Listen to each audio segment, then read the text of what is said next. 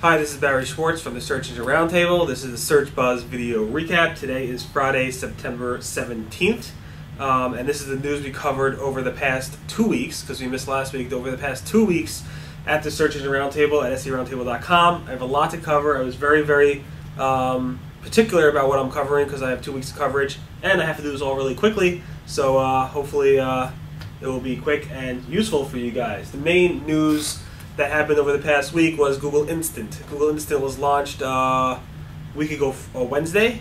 It basically is, I'm sure you guys know about it, basically you go to google.com, you start typing something, Google instantly shows you search results, they improve their predictions, stuff like that. And there's obviously a lot of hype and discussion going around how that is live right now. And it's pretty much live for a lot of people. It's not worldwide yet, but it's definitely live for a lot of people, and it's live in the U.S., and you should be able to see that if you're in the U.S. now. I actually predicted some of these things because I saw that coming up in the forums and discussions, and because of that I actually was interviewed by NBC, which is a big national TV show here, and I'll try to include that in this video recap. It's pretty much right now. I'll try to embed it for you guys, so you can see it. And actually, I have it on YouTube, so let me just skip to that, and I'll show you guys my screen so you can actually see it. Here we go.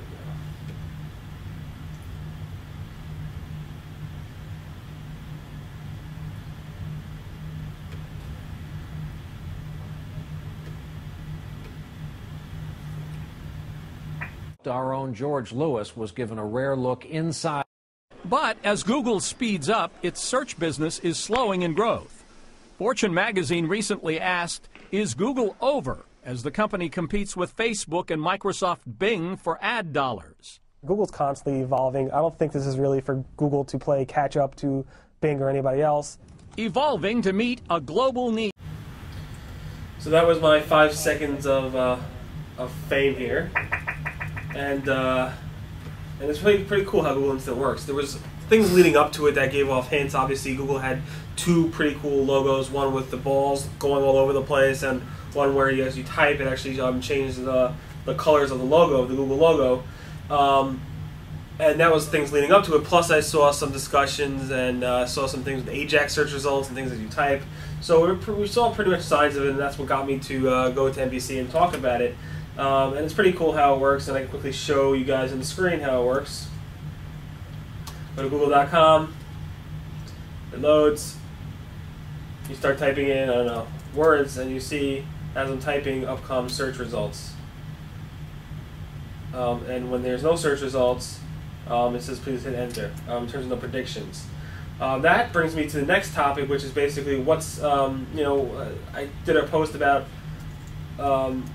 why certain things aren't coming up. Like if you type in lesbian, the lesbian community and and stuff like that is upset that Google's not showing predictions because why shouldn't they? And Google said it's the bug, they're going to fix it, but honestly, how are they going to fix it? Because if you type in lesbians, up comes several of the top results, pornography sites. So either Google's going to have to change their results manually or remove these types of results for those types of keywords in order to show what they need to show. That being said, there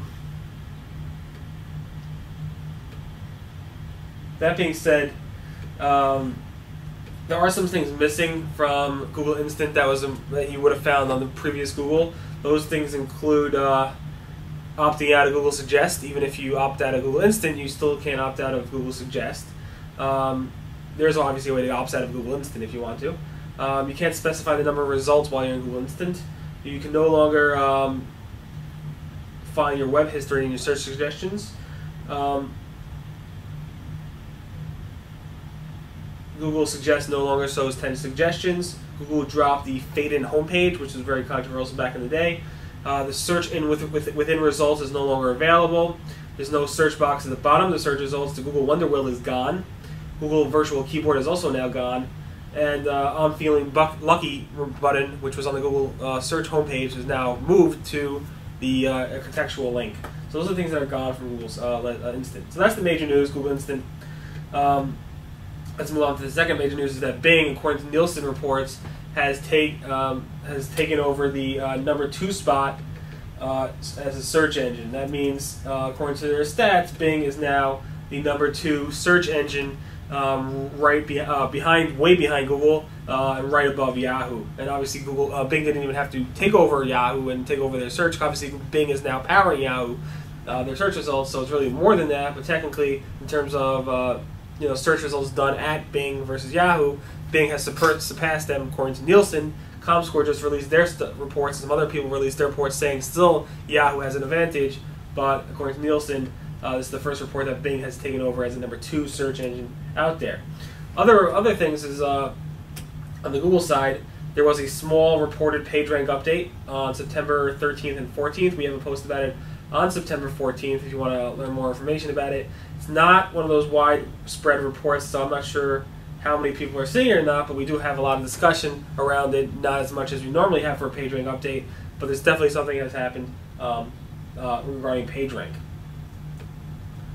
I'm not going to go through this in detail, but on September 7th, I did the Google Webmaster Report, which basically summarizes all the major things that happened over at Google in the past month, plus it goes through some new things that people are discussing in the Webmaster World thread.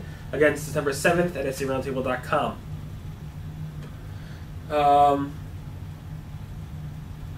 Google released a new Webmaster tag. It's basically Google offers a rel alternate and also a href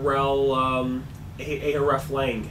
Basically, it's a way for Google to allow webmasters to handle using attributes in the source code to handle language pages and multilingual sites. You basically embed this in your source code, and basically is a form of colloquial or 301 communication to Google for them to know what text is translated, what's duplicate to each other in terms of translated text, and then they can properly serve up the right page in the Google localized search results. So definitely take a look at that, September 13th at SEOroundtable.com. I have several polls to share with you. I'm going to go through them quickly. We posted a lot of polls over the past week or so because I was offline those days, so I posted a lot of polls that we've been running. So you guys know I'm going to be not providing this Webmaster recap the next 2 Fridays because I'll be offline again for the next 2 Fridays, and I'll be posting polls as well. But here are some of the polls. We ran a poll last night asking if link exchanges are dead. 32% said they delete link exchange emails without even reading them. 29% said they read them but rarely reply. 28% said they reply to interesting ones. 6% say they block them from even reaching their inbox, and 4% say they reply to all of them. So about 60% read link exchange emails, and 40% of SEOs do not. Next thing, we had a poll asking how much of your billable time is billable, how much of your time is billable in the SEO world, and the majority, 21%, said between 70 and 80%. Next group was 15%, said between 60% and 70%. Then 50% to 60%. Very few said 100%, and very few said 0% or 1 to 20%. So this is a nice amount of time in terms of billable. We have a post about that on September 10th. If you missed that poll and you want to see more details. Next poll we ran is most SEOs think competitors can hurt them with link building. We ran a poll asking can competitors hurt you with spam links, and we had 284 responses. 73% said yes, competitors can hurt you with spam links, and 25% said no.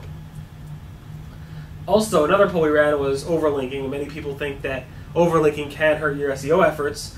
Of the 182 responses we had, 60% said yes, overlinking can hurt you, and 30% said no, overlinking cannot hurt you. On September 9th, we ran a poll asking how important is traffic metrics in your link buying efforts. So when you do link buying, are you looking at how much traffic those links can generate? And 20% said they find traffic to be an important factor in link buying. Overall, 42% said it's somewhat important, 25% said it's little important, 20% said it's very important, and 11% said it's not important at all. That's something for you to learn to know. Okay, most AdSense publishers are happy with Google AdSense revenue share. Again, Google several months ago disclosed how much revenue share they're actually sharing with people. It's about I think they said 68% of their of the ad income earned off of AdSense on the website publisher side is shared to the to the publisher, and Google takes the other percentage. And a lot of people were very happy with that share. We ran a poll asking if that's right or not. 40% said that share is just right. 32% said it's actually high, and 20% felt it was low. We ran a poll a while ago asking back in the day there was a post saying that SEOs are starting to get into the business of SEO.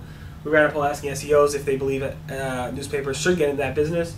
As you might think, 64% said they do not want the newspapers in the SEO business, and the rest said no.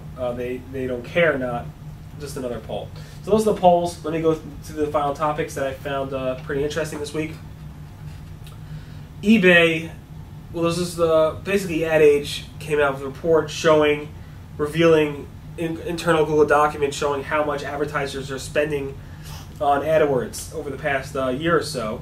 And we got some pretty nice data here. Bring up my screen for people who are watching. We pretty much see that AT&T spending a lot in past June. The next one is the people who do the online education stuff. They've spent a lot as well. Expedia, Amazon, eBay, BP, Hotels.com, etc., etc. What we found here was back a while ago, eBay pulled their ads from Google as a protest to something that was going on politically, or not politically, but between the companies and employees. And back then, people were estimating that eBay was spending $26 million per month with AdWords. Here we see in June, eBay spent $4.25 million, which is a lot less than what was estimated back in 2007, 3 years ago. And I assume they never really spent the $26 million back 2 years ago. Anyway, there's a lot of revealing data here. We have posted about this on September 7th. You probably might want to take a look at that to learn more information. Other news, Google has discontinued back 2 years ago. About 2 years ago today, Google discontinued their affiliate network, which was the cost per action, pay per action model. They discontinued that 2 years ago in September, I believe. And now they have relaunched it under the Google Affiliate Network. Basically, you can now, as a publisher, post ads on your site, as well as an advertiser, bid on those types of things in order to get leads to your site using a pay-per-action method as opposed to paying per click or paying per impression. So Google has returned it. It's available. You can learn more information about this at SEOroundtable.com on September 17th. Twitter had a major redesign this week. The redesign does somewhat play up the search interface. The search box is now at the top. I'm not going to go through all the changes, but there's a brand new design. It's a whole new media system. There's a lot of related content intertwined with it, and there's a lot of mini profiles shown when you click on the username. It's a lot. Hasn't been rolled out completely yet. I personally don't see it yet, but it is pretty nice. It's a pretty cool interface, and if you're a big Twitter user like I am, it might become useful. On the webmaster communication front, it seems something's being shaken up over at Bing. Bing has let go their blog editor. Didn't really let go. I think he's a contractor, so they did not renew the contractor's contract, and the blog editor is no longer running the Bing blog. As well, I've noticed that the Bing forum has gone Bingless in terms of their Bing representative, Brett Yunt, who was in charge of responding to all forum posts or all the important forum posts at the Bing forum, is no longer there as well. I believe something is changing over there, and we probably will learn what is going on very, very soon. We have more information about that at September 15th. Finally, for those who are thinking about attending the SpinCon Israel event, the Israel event that I run under the Search Marketing Expo name in Israel, we're running it on January 9th on a Sunday in 2011. It's going to be in Jerusalem. If you could come, great. Sign up at Search Marketing Expo /SpinCon. That's SPINCON. We are accepting speaker pitches right now, and you can learn more about how to apply for those speaker pitches on SEOroundtable.com at September 6th. So that pretty much recaps the Search Buzz video recap. Again, my name is Barry Schwartz. This is the news we covered over in the past 2 weeks. That's actually at the Search Engine Roundtable. Again, next 2 weeks, I'm not going to be providing this recap. Maybe I'll do some text recaps. I'm not exactly sure. Tonight is Yom Kippur for all those who are holding Yom Kippur tonight. Hope you have a easy fast and a happy and healthy year forward. And hope anything that I might have said to annoy you, you forgive me for that. And that's pretty much it. So that recaps the Search Buzz video recap. Again, my name is Barry Schwartz. Today is Friday, September 17th. And thanks so much for listening. And I'll see you guys in a week, or actually in 3 weeks. So everyone have a great weekend. Bye.